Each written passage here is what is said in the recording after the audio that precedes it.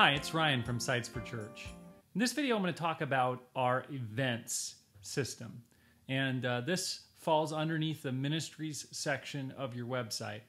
If your church is anything like mine, you have a lot of things going on. And things like Vacation Bible School and different ministry events and special Sundays and special speakers and missions conferences and the whole works. I understand. And promoting those events and putting information about those events is an important thing to do on your website. Well, we have kind of designed the whole events system to work with the ministry system and to work with these themes the best that we possibly can to make it easy for you to promote events on your website. I'm looking at one of our templates here, and you'll notice that if you scroll to the bottom, we have this big event section here. We've got a link to the events page as well as a featured event. This one's End of Summer Seminar. This is using our default picture. We have that on the home page. Then we can go to the calendar button at the top, and we have a list of upcoming events. And you can put as many on here as you want. You can have as much detail on here as you want, and then they can take you to quite in-depth pages. And so here's a big write-up about our Vacation Bible School. A couple things I need to fix about this page, you just noticed, but we'll take care of them. All right, so you can actually have full-on pages for promoting your events. You can promote those events on your home page. You can give the events special images, and it's pretty cool. All right. One other cool thing about the events is that you can actually go to ministry pages, and the event will display on the ministry page. For instance, this is our Vacation Bible School, and so here's a Vacation Bible School event, and this will take us right back to our VBS page. All right, so that's events. How do you get there?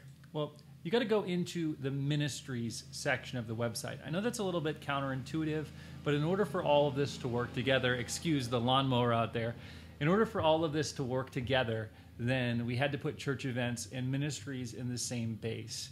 So you go into the ministries base, and you'll notice church events is at the top.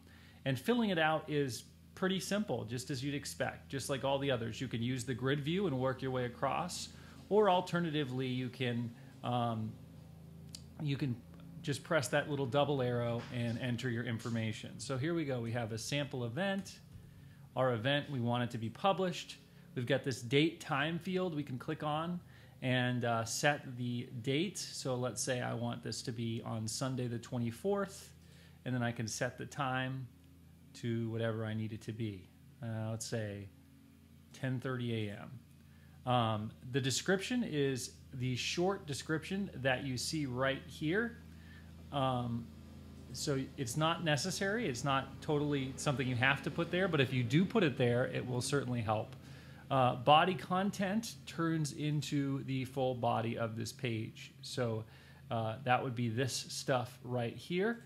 By the way, you can paste in these markdown fields, you can paste HTML. So what I've done on this page is I've gone to a website that pulls up my Google Photos that automatically are backed up from my phone. And I made a Google Photo album last year, and there was an embed link, and I just dropped that in to the body content at the bottom of the markdown. Featured image. Now the featured image here needs to be a 16:9 image. Again, if you watch some of our other videos, we really recommend a service called Canva for that. Alternatively, you can use slides. If you have slides, you can save it as a PNG or as a JPEG and drop that in there. If you don't have a featured image, again, what you're going to see is you're going to see a default. And this is the default, but we can change that for you if you want to. Just a default picture to keep visual consistency. So it's not absolutely necessary that you put a featured image in there, but it's a good idea. All right?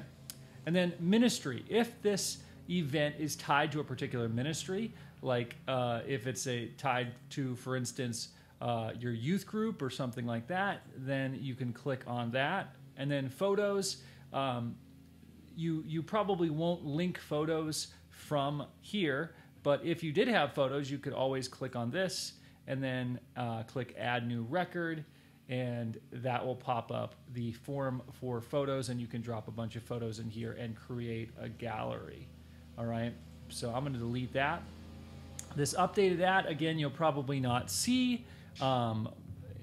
It's here for now. If you do update one of these events, just click this Today button, and that'll let us know in our system that it's been updated, and we'll rebuild your site and push it. All right, so that's it for adding events.